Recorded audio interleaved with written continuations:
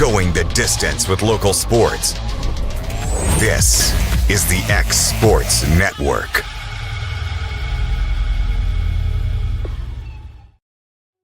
From our humble beginnings to today, Parks Lumber Company has continuously served Lawrence and surrounding counties for over a century.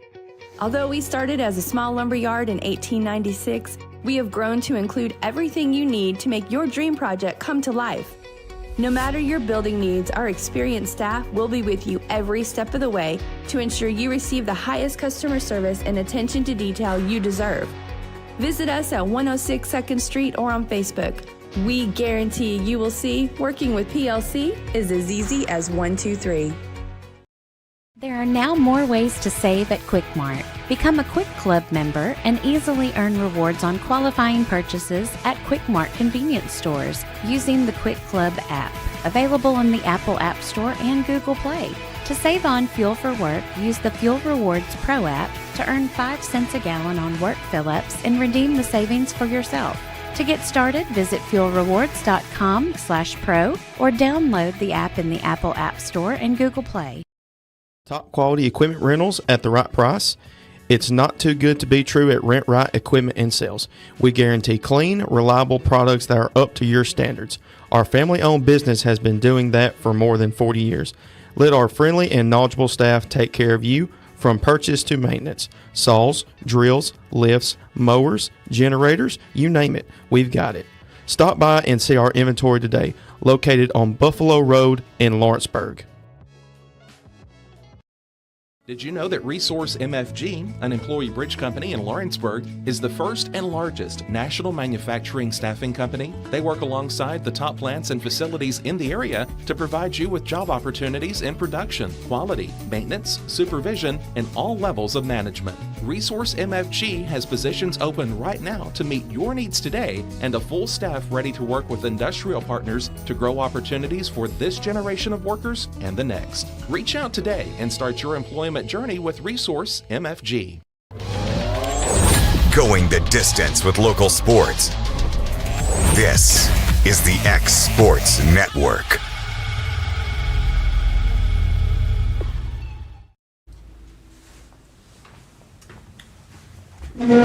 And welcome in everybody here to this Wednesday edition of the Mark My Words College Sports Show here on the X Sports Network. Outside, I'd say, compared to this week, actually a rather warmer day. If you compare things to last week, it is still very cold outside, but we're here inside here in the nice warm studio, so we are going to get right into it because we have a lot of local sports to get to. We've got region tournaments now, almost full brackets set, so we will jump right into those again. We'll start in district, I guess now Region 5 AA, looking at the boys and the girls final standings on that. On the girls side, again, you have the number 1 team winning the district tournament, the Loretto Lady Mustangs at 17-10. Summertown Lady Eagles as runners-up, going 17-11. The Community Lady Vi-Queens at third at 15-13. And then number 4, Cascade, the Lady Champions, 21-8. On the other side of the girls' side in District 10 AA, at the number 1 seed, you'll have the Hickman County Lady Bulldogs at 22-5, the Riverside Lady Panthers at 14-12, the East Hickman Lady Eagles at 10-11, and the Lewis County Lady Panthers at 4-19. So we're going to look at the girls' side, break down I guess, just the whole bracket, so to speak. We've got all the teams, we've got the locations, we've somewhat got game time, so we'll jump right into it. So starting at the top of the bracket with the District 9 1 seed and the District 10 4 seed, it will be Loretto and Lewis County. That game will be played at the higher seed, as is all of our region quarterfinals. So this will be at Loretto Friday night at 6. The winner of that matchup will face the winner of the District 10 number 2 seed Riverside and the District 9 number 3 seed Community. Two very tough teams. I mean, we've seen Community a handful of times, and how many problems they give everybody else in that district. So Riverside going to get a bit of a taste at that, at least for the sake of the Lady Panthers, for Riverside, that they do get that game at home. Also on Friday, you got Hickman County hosting Cascade. You have two teams with over 20 wins, and unfortunately, due to how the district tournaments played themselves out, you have Hickman County and Cascade, and only one of them is going to get to advance to even the region semifinals. I mean, there's going to be a team with a girls team with 20 wins, ranked inside the top 10 in the state in 2A, and is not going to make it to the region semifinals, but that's why we love postseason basketball. And then you have the number 2 seed Summertown Lady Eagles playing host to the District 10 number 3 seed East Hickman, and that game will be Friday at Summertown at 6. We will have both the Loretto-Lewis County and the Summertown East Hickman games here on the X Sports Network. Looking into the next week, you have pretty much girls on Friday, boys on Saturday, and then as we go on throughout the week, we'll find more matchups. So on the girls' side, again, Monday, March 2nd, at East Hickman High School will be the winner of Loretto-Lewis County against the winner of Riverside and Community.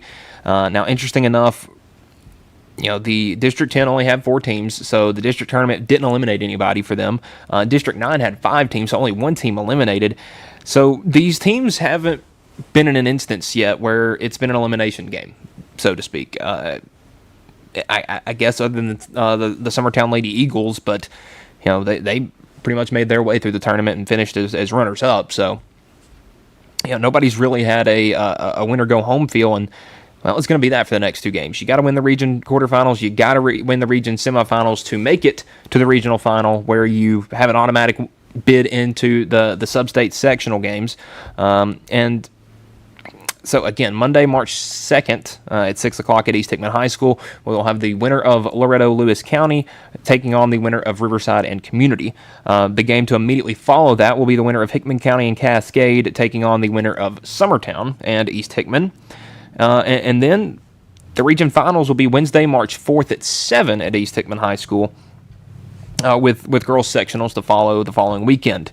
Now on to the boys' side of things.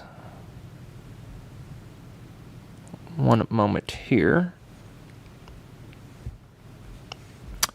So on the boys' side of things, looking at the final rankings post-district tournament, on the boys' side, you have the number 1 Summertown Eagles, district champs, 21-5 overall.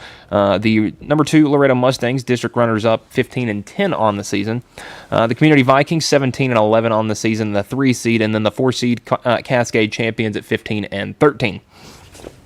On the District 10 AA side of things, the 4 seed will be the East Hickman Eagles at 2-19, the 3 seed Riverside Panthers at 12-16, and then the top 2 seeds, teams that are extremely talented. You got the Lewis County Panthers at 17-8, and then the Hickman County Bulldogs at 18-8. So looking at the bracket for those, you'll have East Hickman at Summertown. That game will be Friday night at Summertown. So an easy way to get both of the games done on Friday. On Saturday, as of right now, Lewis County hosts Community.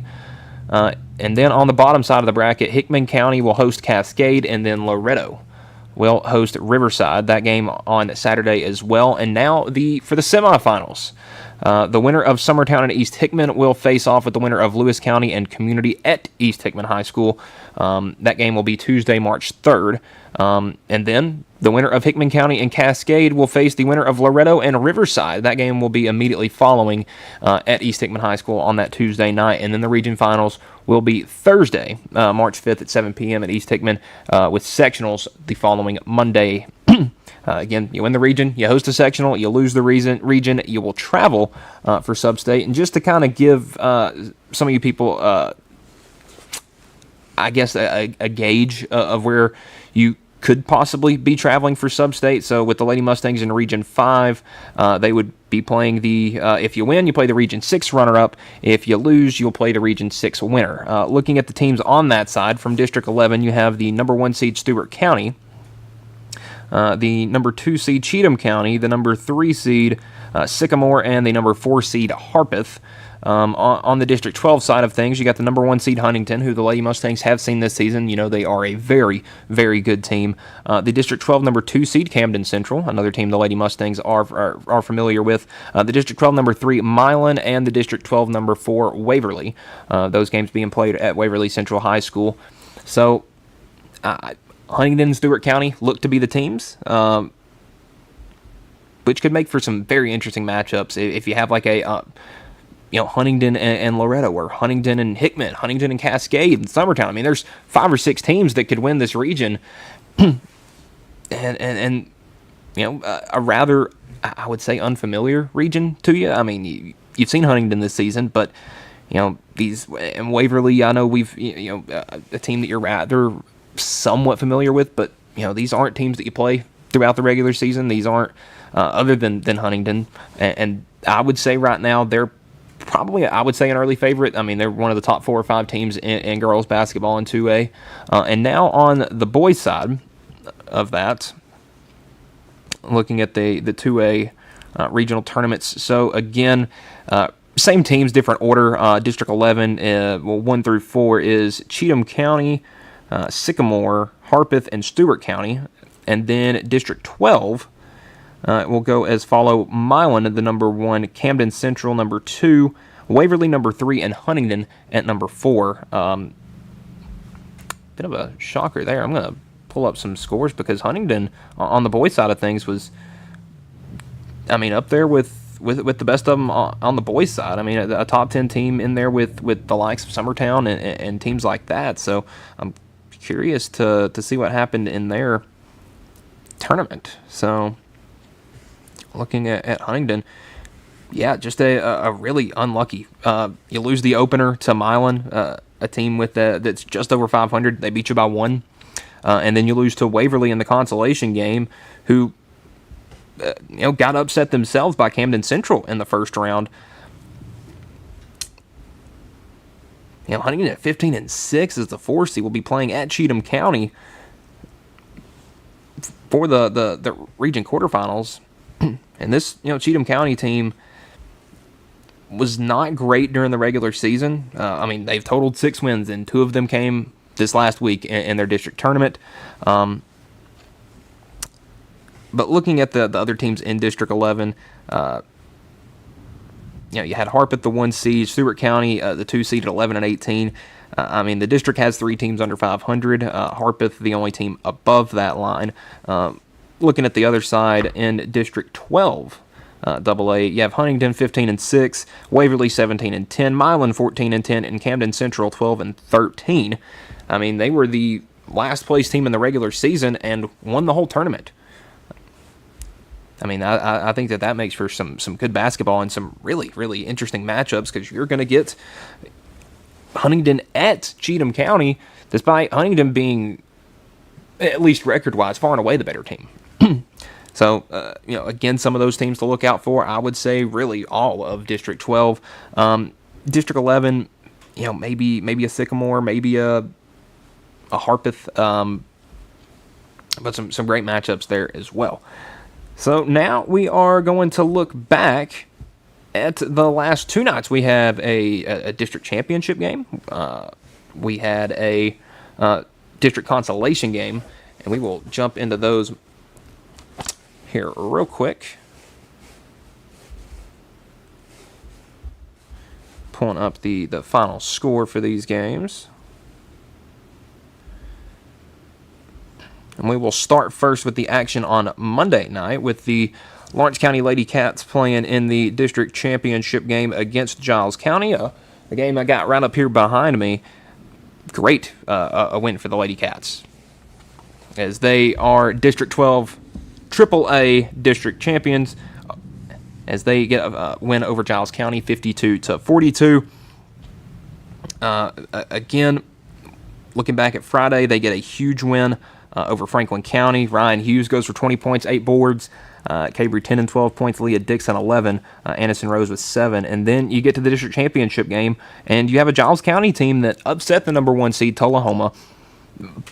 And for the Lady Cats, it's a Giles County team you beat twice during the regular season. And I'll tell you, Ryan Hughes was a beast. 13 points, 15 boards for her to go along with 16 points and 8 boards from Leah Dixon, 13 and 3 from Cabry Tenen. And a great win for the Lawrence County Lady Cats, first district tournament champions since 2016. And it's great to see them back on top. And obviously with that first win against Franklin County, they are hosting a regional quarterfinal at home. Now on the boys' side of things, well, if I can get this to work. Gotta love the technical difficulties.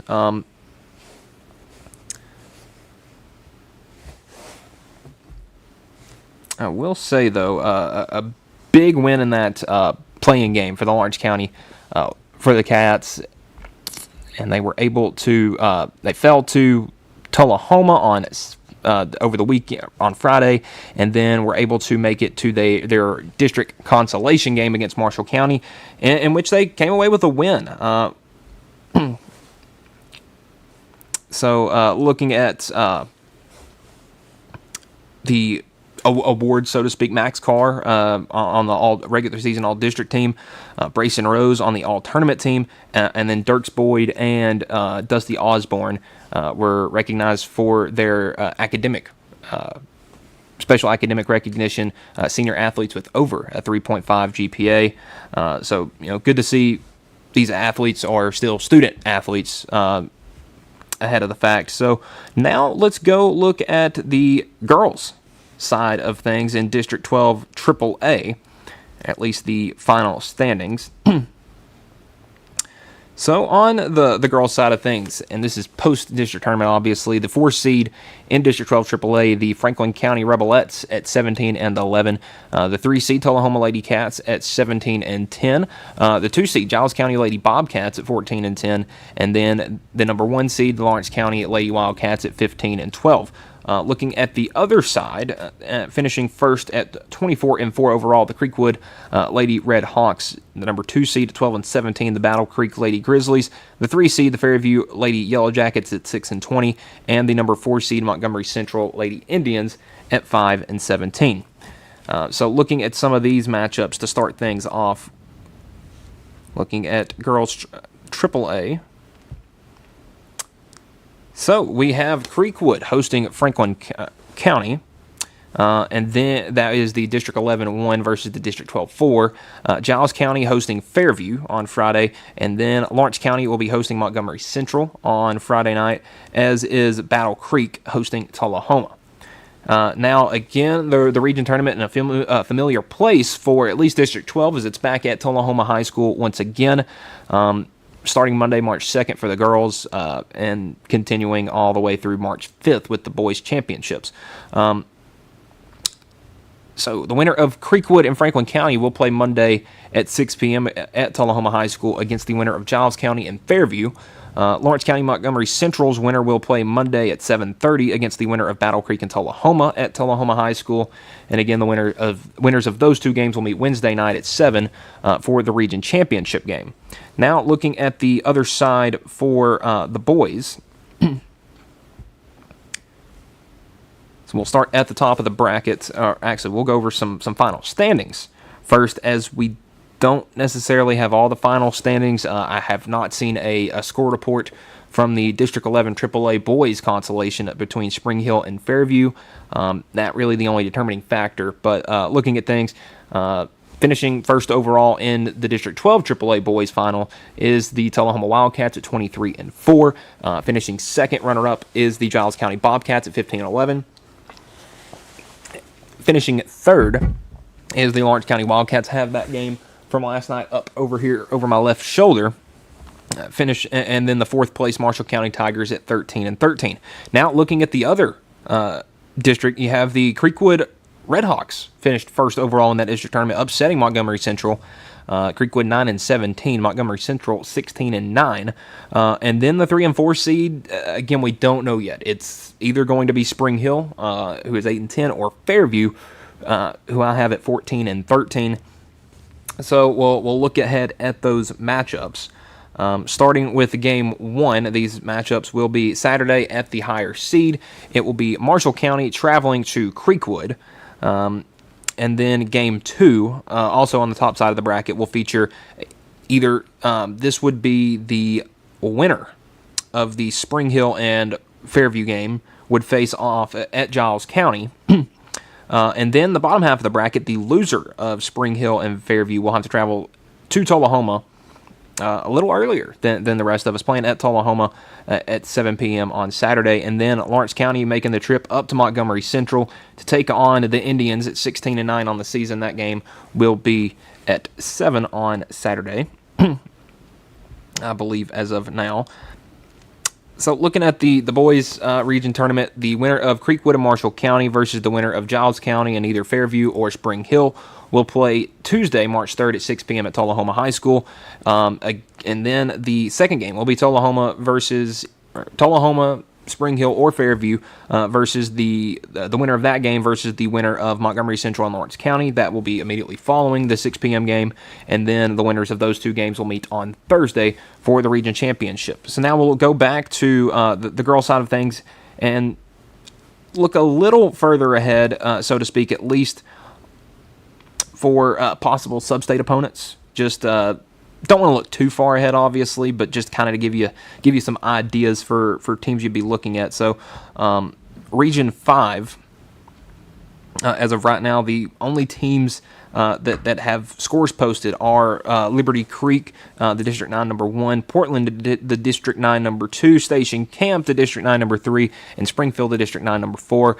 I will say that Liberty Creek team is extremely talented. Saw a clip on X over the weekend from I believe it was a Nashville sports reporter up at the Portland Liberty Creek game, and Portland held the ball.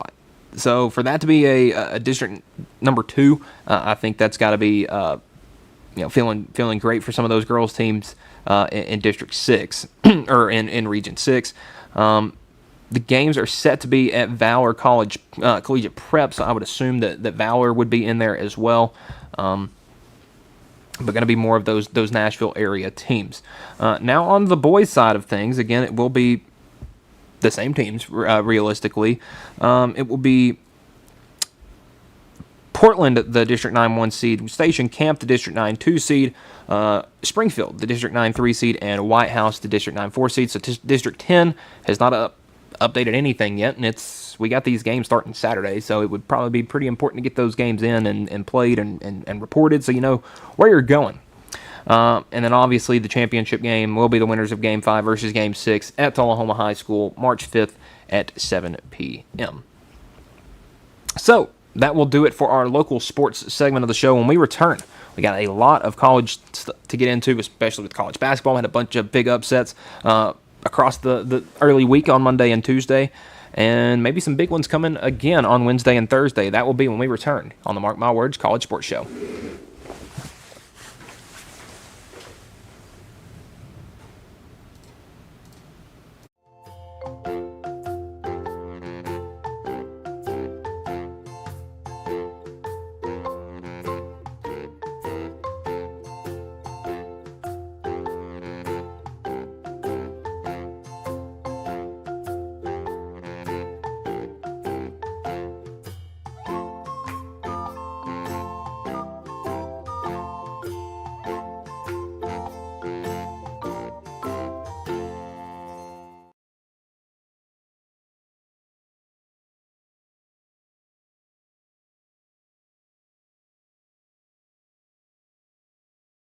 At Smith Tax and Business Service, we offer many services. Along with personal income tax prep, we also offer tax preparation for corporations and partnerships. If you're a small business and looking for some extra help, give us a shout and we'll get you fixed up. Call Mary Beth Smith, Marion Matthews, Brooklyn Bates, or Michelle Staggs to find out how we can help you.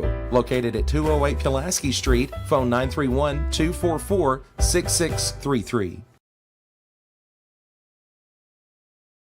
Are you tired of missing out on family life just to be treated like another truck number? Since 1986, Southeast Carriers has been a family-operated business based in Lawrenceburg, Tennessee. Being family-owned ourselves, we understand the importance of family, which is why we value it above all else. With our large number of dedicated lanes and our friendly staff, we are able to evenly divide your home time with the amount of time you spend on the road. We offer multiple benefits with large company pay now starting at $20 per hour, all while keeping a small company environment. For more information, visit our website, southeastcarriers.com, or check us out on Instagram and Facebook. Southern Craft Manufacturing is dedicated to creating the finest quality and greatest value products in the death care industry. Southern Craft has perfected blending old world craftsmanship with modern manufacturing technologies to create a full line of steel, wood, and corrugated gaskets. Family owned and operated for over 30 years, Southern Craft is now looking to hire local and regional truck drivers, welders, and production workers, each with great starting pay and a benefits package. For more information, visit SouthernCraftMFG.com. Going the distance with local sports. This is the X Sports Network.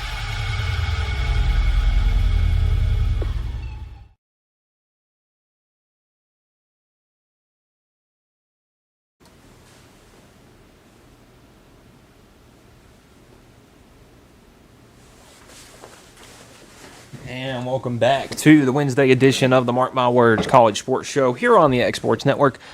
We will jump right into our college sports segments. Some fun, interesting news. Nothing negative necessarily, but we've got a somewhat big commitment coming out of the state of North Carolina, where four-star quarterback Gunnar Rivers, the son of eight-time NFL Pro Bowler Phillip Rivers, has committed to NC State. I think it's a great pickup, honestly. Phillip Rivers is the epitome of consistency. And listen, if you want to follow in Pop's footsteps, I think it's a great thing. Sets NC State up for with a great quarterback for years to come. And with Phillip Rivers has a ton of kids and a ton of sons, so you set up a pipeline right there. NC State could have their next 5 or 6 quarterbacks. A whole family affair. Again, former pro Charles Bediako request for an injunction pending appeal has been denied by Judge Daniel Pruitt per court documents.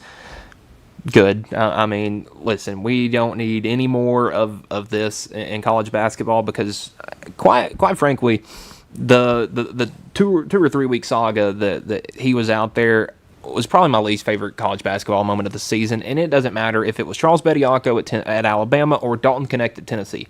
I would, as a sports fan and reporting in this show, commentary-wise, I'm not for it, man.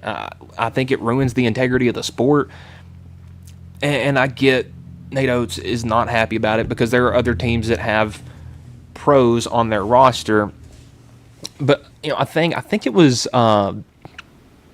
I believe it was Brad Underwood at Illinois, or it was a coach that typically gets a lot of players. It may have been Chris Beard, actually, talking about it, from the head coach at Ole Miss, somebody that is familiar with getting a lot of players from overseas, and had a player talking about it, I believe, and was talking about how they don't have like a high school system over there. Like once you turn 12 or 13, like you finish high school there, at like 13, 14 years old. That's when in the United States kids are getting into high school, and some people are like 15-year-old freshmen now. There's the reciprocal of that. In college you got some guys that are 17, 18 years old. So don't want to poke any fun at that, but they don't necessarily have a college system. So if they want to play, they pretty much have to join a pro club, and whether you see that is ruining the I guess that barrier between them and the NCAA, you can say so, but the real good pros, like the guys that we're going to see playing in the NBA, they're getting drafted. Like when they're 18 years old, whatever the age is, they're getting drafted.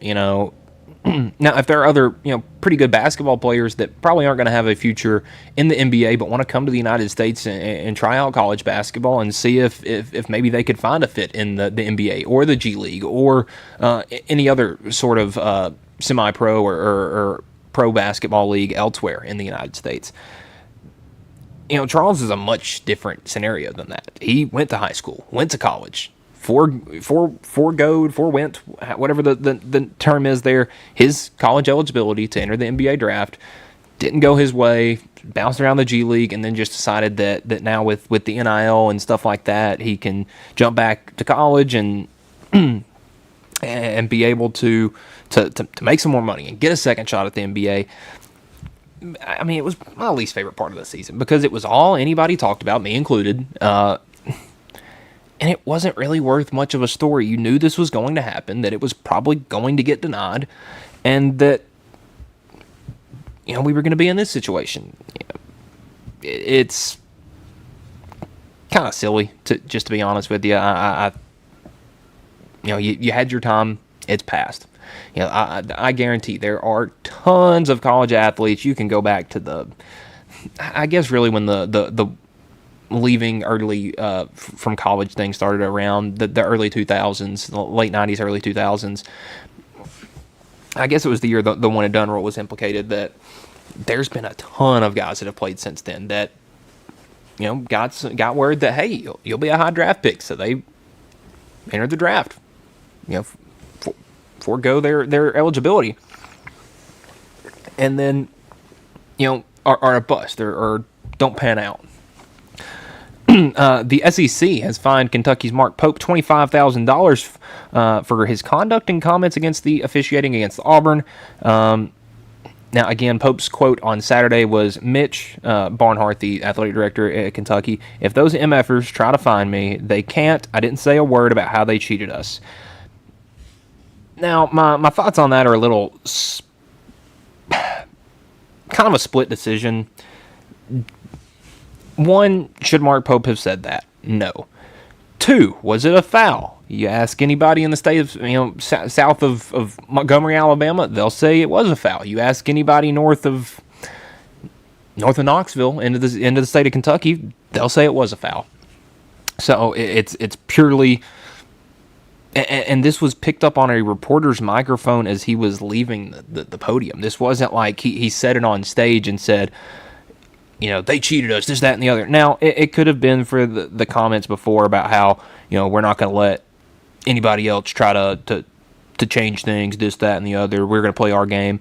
It could have been for that as well, but if it is for that statement that somebody's microphone picked up as he was walking out of the room, I think it's kind of a joke, because you go back 40 years ago when there weren't phones up everywhere, listening to everything, getting everything on camera, you probably wouldn't have ever heard of that. You probably wouldn't have heard this. There probably wouldn't have been a fine.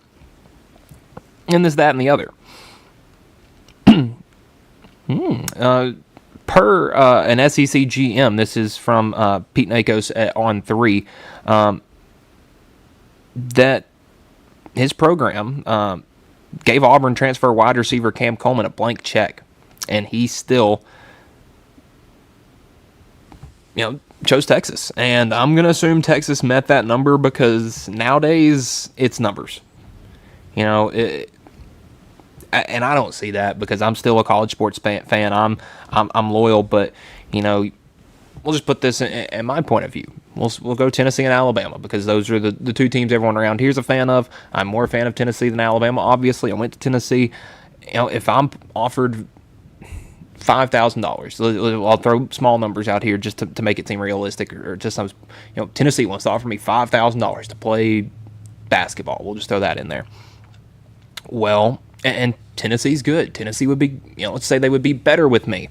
And then Alabama comes in, who maybe they're not as good as Tennessee was that year, or vice versa, but they offer me more money. It's typically that. Colorado is promoting Chris Marv to defensive coordinator, Pete Nakos confirms. And then one that has kind of been brewing since last month. So on January 9th, the NCAA denied Virginia quarterback Chandler Morris's 7th season of eligibility. Well, yesterday he announced he is suing the NCAA for his 7th season of eligibility, trying to follow what Trinidad Chambliss did, what Joey Aguilar tried to do. More power to him, but you read it. His 7th season of eligibility. Dude, that's 2 college careers right there. And, we're in a terrible time in college sports, because we have guys staying in college for 7 years. And, yeah, it's cool. If you want to play for this team for 7 years, 8 years, okay, go play professional sports. That's where that is. You get your 4 years to represent your university and try to improve your talents and skills and better yourself so that you're ready for the professionals. And now we got guys that just want to stay in college for 10 years because they can make more money than they would because they wouldn't make any money in the NFL because they wouldn't be there. The confusing thing with Morris is I believe he's going to have to, if he does get that 7th season of eligibility, he would stay at Virginia. But Virginia has went kind of crazy in the portal. And I'm not like they brought in Heisman-worthy guys, but they bring in Bo Pribula from Missouri and Eli Holstein from Pitt. So why would Morris want to come back is the question there. I get he was the quarterback that led them to the ACC championship game last year. That's a guy you want back, and especially a 7th-year guy and year, probably like 4, at least, maybe 3 of the Tony Elliott system. Let's see where Chandler Morris, how many years he has spent at Virginia. Okay, that was only his first year at Virginia. I would say it was probably his best college year, at least passing-wise. His highest completion percentage, not his most yardage, but and not his most touchdowns, but it was because he became more of a runner in the last year. So I'm not sure why he's trying to do it. Sure, the whole Van Wilder thing is a cool idea. I would never want to leave college too, but we got to move on, man. Because the way I look at it is, sure, it's cool seeing guys stick around for 5 years, 6 years, because there's not a lot of continuity in college sports. But also, you got to realize when it's your time, because you can be a fan favorite, but the fans aren't going to get to have a new fan favorite if you don't move on, man. Everyone has their time. Most people's, in this instance with Morris, it's past, man. You got to give it up. Give it a rest. It's not good for the sport. It's not good for anything. All it does is it's a little selfish, but it lets you play an easier brand of football. And let you stay out there, and put some change in your pocket. And I'm never gonna hate on anybody for wanting to do that. So now we'll take a look at some college hoops. We had some great games over Monday and Tuesday. So we will start with Monday.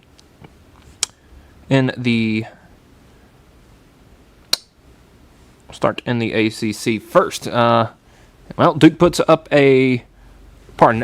North Carolina gets the win over Louisville 77-74. Great game.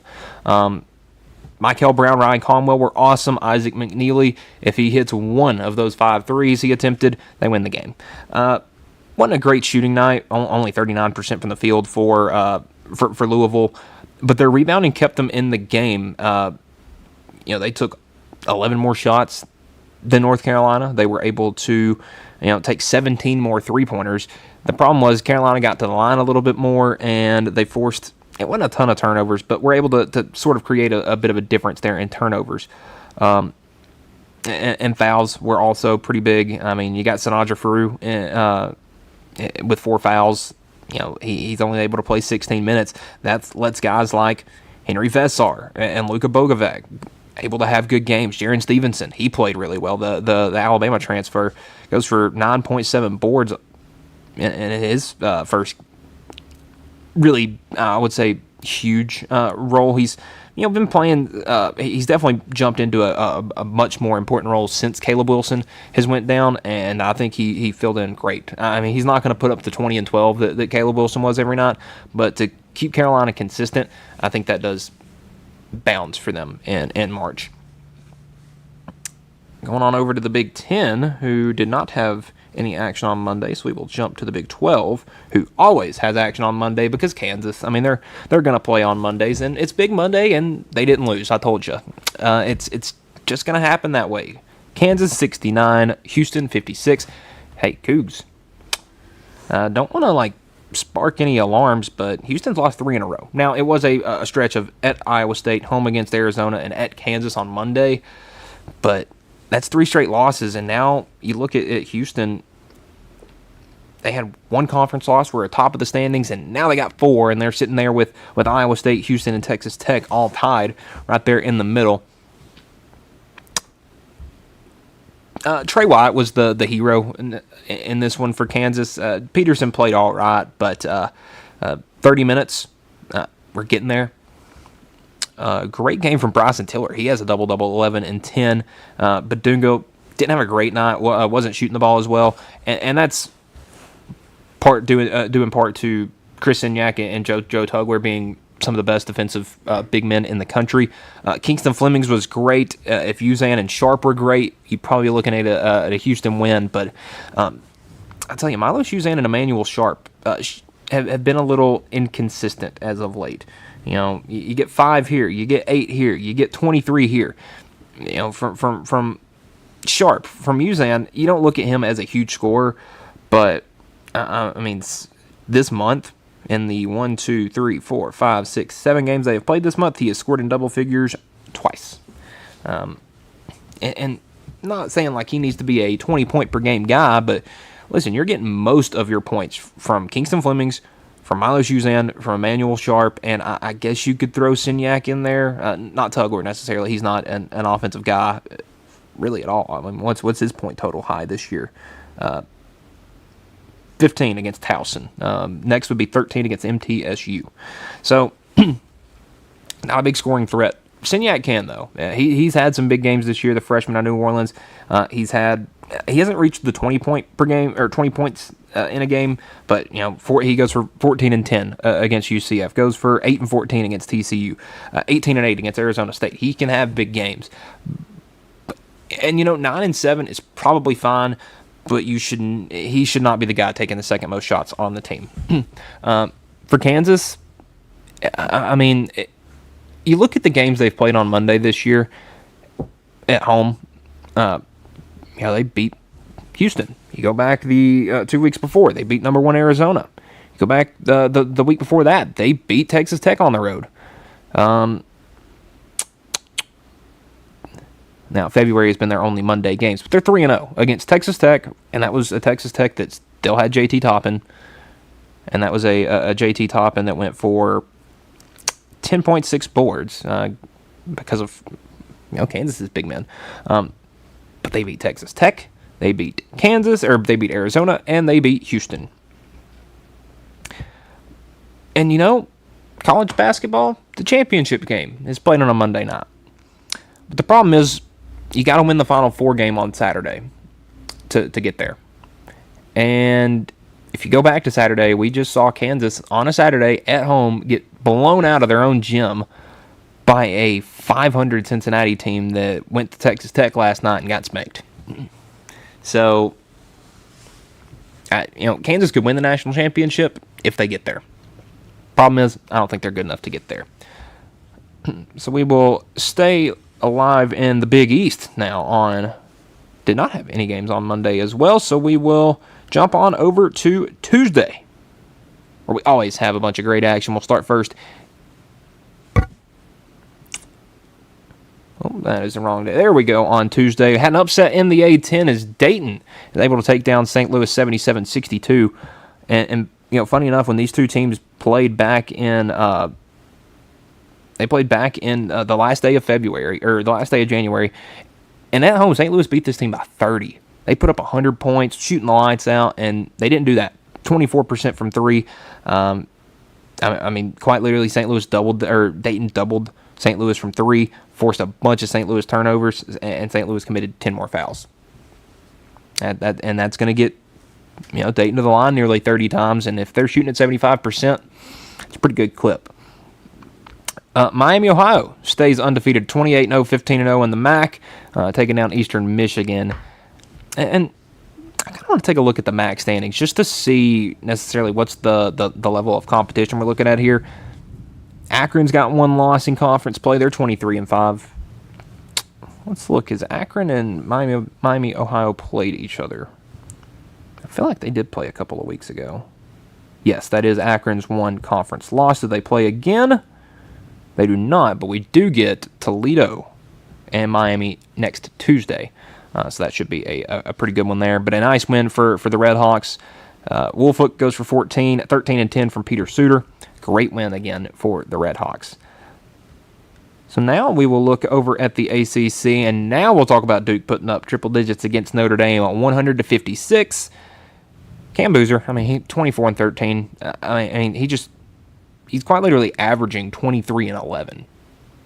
He is top 5 in scoring, top 10 in rebounding, and I believe he leads the Blue Devils in assists. And it'd be like, oh, who's the last Blue Devil to do that? It was Cooper Flagg last year.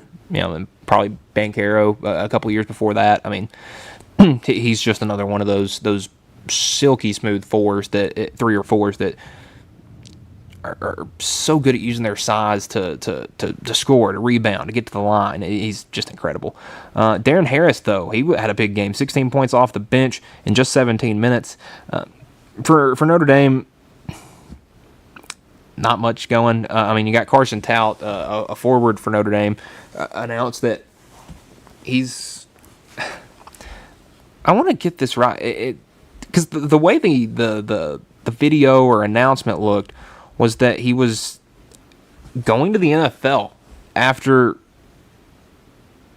So, yes. Notre Dame, and this was on Monday. Notre Dame forward Carson Tout has signed with JB Sports for NFL representation. Tout, who stands 6'8", will pursue a football career when he's done with basketball in March. Really interesting, because he's at Notre Dame. You got a football school right there, and I don't believe he ever played football in college. We'll see. But I don't believe he ever played. So this is from a South Bend news station. So Tout came to Notre Dame as a grad transfer from Northern Arizona. But nothing here is that he will attempt to transition to the sport at the professional level. His intended position has not been announced. Really, really interesting, because there's not a whole lot out about this, but interesting to say the least. Also in the ACC on Tuesday night, Virginia and NC State, we had a scuffle, we had a blowout, and folks, Virginia only has 3 losses. You keep looking up and they keep not losing. And you look, and their losses, it's funny because they're kind of confusing. Like Butler beat them back in November. You get the loss to your Virginia Tech, and then is it just North Carolina? Pretty impressive. We'll get Virginia and Duke. Actually, I believe that's coming up this Saturday. It is. So number 1 versus number 11 should be a good one. And that's at Virginia on Saturday, I believe. At Duke. Man, if that was at UVA, watch out for a huge potential upset. And I think it's still very much alive. 2 of the younger coaches in the ACC did battle last night. Miami takes down Florida State 83-73. A great game from Malik Reneau. Goes for 23 and 12. 21 points, 6 rebounds, 6 assists from Trey Donaldson. 11 points from True Washington off the bench. For Florida State, LeJay Jones had a great game, 21 points. Chauncey Wiggins at 14. But Robert McRae had a bit of a slow night, only 9.6 boards for him and 5 turnovers. Tough loss for Florida State, but Miami 11-4 in conference plays. They look really good. To the Big Ten, Washington takes down Rutgers 79-72. Northwestern took down Indiana 72-68. These are Tuesday night's games again. A potential it was an uncalled, an unblown whistle there at the end of the game. Unfortunately, didn't go the Hoosiers' way. And everybody is going to complain. Yes, Tucker DeVries was fouled there. But neither ref had a great angle, so neither ref blew their whistle. And you know what else neither ref did? They didn't blow a double-digit lead against a 4-13 Big Ten team that was 3-13 before they entered the game. So, you had an opportunity and you let it slip away. Michigan, nice home win against Minnesota, 77-67. Cade Tyson goes for 20 and 6, a great game for him. Listen, all of the starters for Minnesota played pretty well. 15 from Langston Reynolds, 12 from Isaac Asuma, 12 from Bobby Durkin, 8 from Grayson Grove. Let's look at the minutes for their starters, though, and this will tell you everything. 38, 39, 38, 40, 38. And Kai Shinholster played the other 7 minutes. I mean, and you got Michigan that has 9 guys in this game that played at least 14 minutes. Yaxel Lindeborg, not great, got in foul trouble, didn't play a whole lot. Morez Johnson also had a bit of a slow game. Elliot Cadeau handled things, 15 points, 5 assists, only 1 turnover. And LJ Kaysen had a great game off the bench with 14, as did and Trey McKinney as well with 12. UCLA puts the smackdown on the crosstown rivals USC 81-62. As it seems that the Bruins have found a little bit of life. USC 25 points from Chad Baker-Mazara, another guy that's been in college for way too long. Aaliyah Arenas only goes for 10. He's been a bit touch and go lately.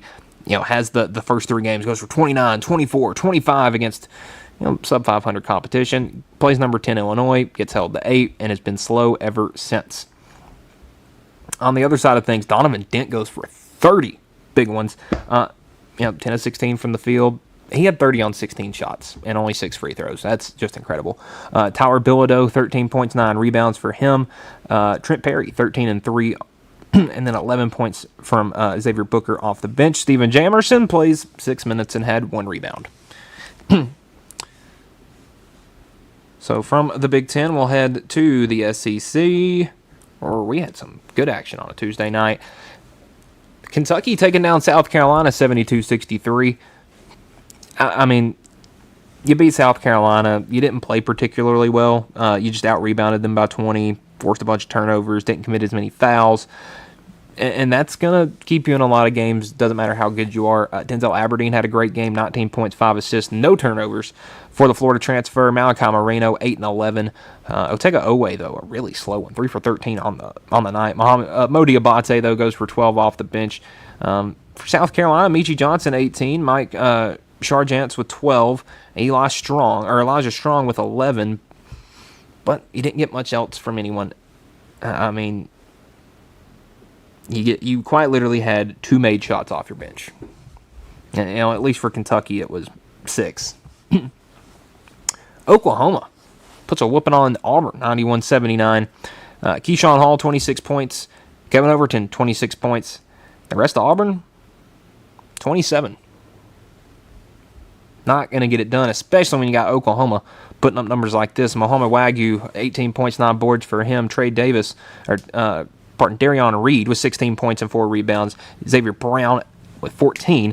And Nigel Pack, 22.6 of 8 from 3. And Jaden Jones comes in and splashes 3 threes off the bench for the Sooners as they shot 68% from 3. They were 13 to 19. Auburn's shooting numbers were fine. They just too many threes for Oklahoma, and it just felt like they never missed. Missouri takes down Tennessee, number 22 Tennessee, 73-69.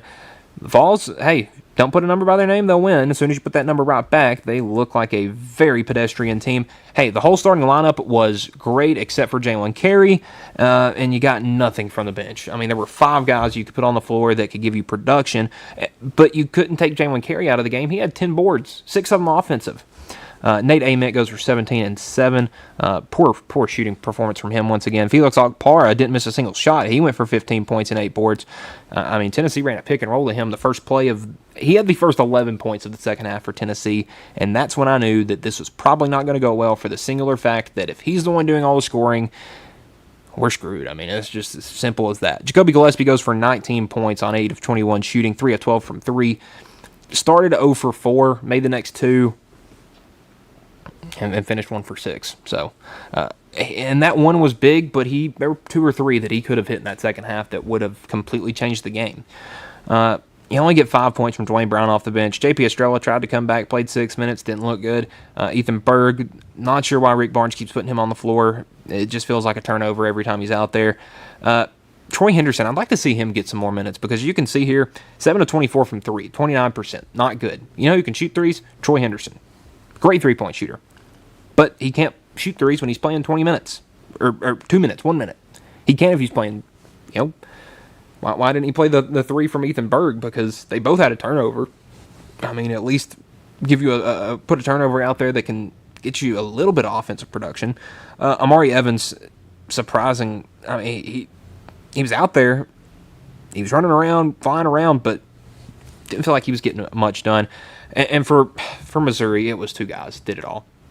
Mark Mitchell and T.O. Barrett. Barrett goes for 28 points, 12 of 17 from the field. Didn't take a single three-pointer. You had a player in college basketball, a guard, score nearly 30 without shooting a single three. Mark Mitchell goes for 23. He didn't hit a three. Team only hit 4. Not a great night offensively from Missouri. I mean, you look at the starting lineup, 28 from T.O. Barrett, 23 from Mark Mitchell, 6 from Trent Pierce that you didn't get till late.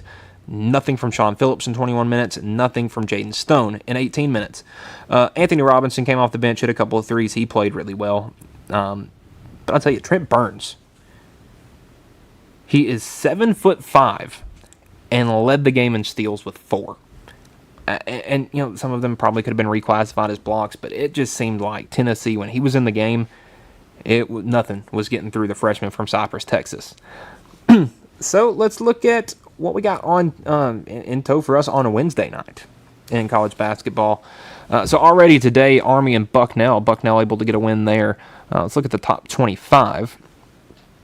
So tonight at 6 p.m. on NBC Sports Network, hey, we're getting a televised game. St. John's at number 15, St. John's at number 6, UConn, a big one there. On ESPN2 at 6, number 7, Florida at Texas. Florida looking to stay hot. Texas, though, I would say if there's a team that could give Florida some problems, it'd be Texas. But watch for a big game from Boogie Flan. Texas has really struggled covering point guards this year. Maryland at Nebraska. I would say Nebraska is probably going to win by that one as much as they can. Vandy needing to get right back on track at home against Georgia tonight at 6 on the SEC Network. Gonzaga at home against Portland at 8 p.m. on ESPN+. Mississippi State at Alabama at 8 on ESPNU. And Texas A&M at Arkansas at 8 on ESPN2. So we'll go through kind of conference by conference what we got tonight. Wake Forest at Boston College. Pitt at Stanford. SMU at Cal in the ACC. In the Big Ten, we got Maryland at Nebraska, Ohio State at Iowa. That should be a pretty good one. And then Wisconsin at Oregon. Those games at 6, 8, and 10 on the Big Ten Network.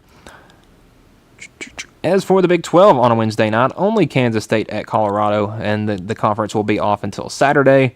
And then in the Big East, you got St. John's at UConn tonight, Butler at Villanova tonight, as well as Xavier and Providence at 6:30 on True TV, and then DePaul at Creighton at 8 p.m. on Peacock.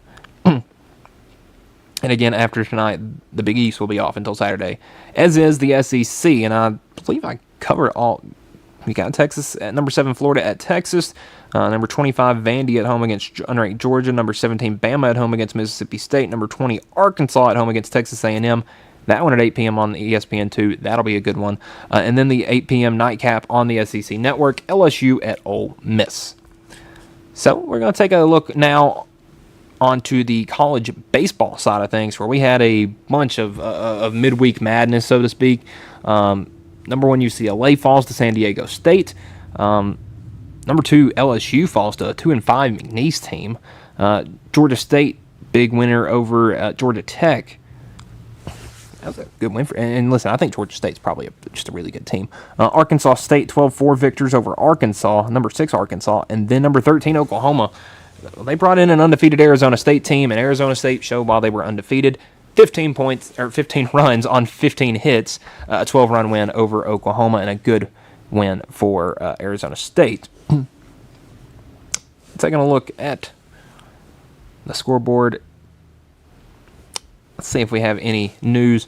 Some injury news from 3 hours ago. Coastal Carolina right-hand pitcher Cameron Flukie, the man that really got them to Omaha, are expected to miss at least 8 weeks due to injury. Flukie's dealing with a stress fracture in his rib. Hayden Johnson, their number 2 guy, the lefty, a stress reaction in his elbow. So we're probably going to see Coastal take a dip pretty soon. If you're missing your arms, it doesn't matter. Jay Johnson talking about their loss last night. He said, I felt like, and this is LSU head coach Jay Johnson, I felt like the players felt a lot of pressure as we were behind, and I was a little surprised at that. So, people with the sport can tell you that midweeks don't matter, but you look at LSU was stressed out against McNeese. And I'm not saying LSU's not a good team, because LSU will probably be a team in Omaha, and if not, they'll make it to the postseason and be annoying for some team trying to get to Omaha. but not a great night for some teams. I mean, Alabama went to Southern Miss and got run ruled in 8 innings, 14-4. But look, there's a lot of good teams in college baseball, so I don't take too much into account for midweek games. For most of these, they were in-state matchups. The kids from Georgia State, also in Atlanta, how much would they love to beat Georgia Tech? Arkansas State beating Arkansas. You got McNeese beating LSU. These are kids that played, probably with a bunch of these guys growing up, and weren't as highly recruited, weren't as highly respected, and they got a chance to whoop up on them on a Tuesday night. So it's nice to see that. Wow, and LSU's just bringing guys out of the bullpen, throwing 100. Texas State knocked off UTSA last night. Again, both number 1 and number 2 lost. Texas seemed to handle UT Rio Grande Valley quite well. I mean, that's really it in college baseball. Not a whole lot to talk about during the midweek unless there's some injury news. Here, 11.7 has their mid-major power rankings. We'll go through at least the top 10 through this early point in the season. Number 1, and we just talked about them, Southern Miss. They look like one of the best teams in the country at 6-1 overall. And the team right behind them at number 2, the UC Santa Barbara Guachos at 4-2 on the season. And those 2 losses from UC Santa Barbara to Southern Miss. Southern Miss's 1 loss to UC Santa Barbara. That was a great opening weekend matchup. The Roadrunners of UTSA were 7-0 until last night. Now 7-1. Coastal Carolina, the Chanticleers, dropped a couple spots to number 4, UC Irvine at number 5. Louisiana Tech at 6. Cal Poly at 7. Kent State at 8, up 17 spots. And then at number 5 at San Diego, the Toreros, great team. And the number 10 UT Rio Grande Valley, the Vaqueros. Love some of these names. I mean, you got Guachos, Roadrunners, Chanticleers, Golden Eagles, Anteaters, Bulldogs, Mustangs, Golden Flashes, Toreros, Vaqueros, Bulls, Patriots, Bears, 49ers, Musketeers, Pirates, Flames, Racers, Trojans, Warriors, Ragin' Cajuns, Blue Jays, Jaguars, and Blazers. Gotta love mid-major baseball. And I would say right now, if you're new to college baseball and you want to find some small team to watch, and this is just respect from them for a couple of years ago, the folks down in Hattiesburg know how to do it. Southern Miss, fun team to watch. If you got ESPN Plus, you're looking to get into college baseball, and you don't have a team, Southern Miss is a fun one to look at and introduce you to a whole new world of college baseball. Because for most of us, you're going to watch your team, whether it's Tennessee, Vanderbilt, Auburn, Alabama, Florida, whoever your favorite team is. Start watching mid-major baseball, and you enter a whole new world because you're watching the SEC. You're going to get home runs and strikeouts. You watch like the MAC, man, they're stealing bases, they're bunting, they're diving, making crazy plays in the outfield, they're taking pitches, they're walking. I mean, it's a completely different brand of baseball, and 1 or 2 of them always come out of nowhere. So, who knows? I believe that covers everything, though. We'll look at maybe some of the matchups coming up on Friday. And again, we'll talk about those on Friday as well. But just the scoreboard, I guess you could say. At least we can look at a scoreboard for tonight. There's other teams playing games. Midweek games go to Wednesday now. Playing right now, number 24 West Virginia, a 1-0 lead over Ohio. At 3, you got Kentucky at home against Western Kentucky. Troy traveling to Georgia. VCU going to North Carolina. Game 2 between Arkansas State and Arkansas. And, oof, I would hate to be the Red Wolves today. Arizona State game 2 against Oklahoma, another one where I would not like to be Arizona. Well, actually, honestly, Arizona State beat Oklahoma so bad last night, I wouldn't want to be Oklahoma. Akron at home travels to Raleigh to take on North Carolina State. Florida State hosts North Florida. FIU game, another game against Florida tonight. West Georgia at Auburn at 7. The Miami traveling to Boca Raton to take on FAU. That game will be at 6:30. That is it for the top 25. Any games on Thursday? You have a couple, none big, but you know, BYU, Washington State, USC, Cal Poly. That will be a pretty good game. Ball State, Hawaii, Oral Roberts, Dallas Baptist. That should be a pretty good game as well. But not a whole lot of action going down on Thursday. But then Friday, folks, we get some good ones. And just to kind of throw some names out there, we got Mississippi State and Arizona State playing at Globe Life Field in Arlington. Another game happening later that day in Arlington. Number 1 UCLA, number 20 Tennessee. Let's see what else we got. You got Oregon State at Houston. Oregon State, one of the better independents in college baseball. West Virginia at Kennesaw. Lemoyne at North Carolina. St. John's and Kentucky. That should be an interesting series. Two schools that had an interesting basketball connection a couple of years ago when it was still Coach Cowan and Pitino. Auburn playing host to Nebraska. Oklahoma against Gonzaga. Ole Miss and Baylor doing battle at Daikin Park in Houston. Clemson and South Carolina. I love that series every year because it doesn't matter how good Clemson or South Carolina are. It feels like they always split it. Florida and Miami at A-Rod Park in Miami. Southern Miss at Louisiana Tech. Looks like we're getting what else? Virginia Tech at Texas A&M. That will be the nightcap at Globe Life Field in Texas. And we'll go over Saturdays and Sundays matchups a little later on in the week. But that will do it for this Wednesday edition of the Mark My Words College Sports Show here on the X Sports Network. I hope everybody has a good day, and we will see you on Friday.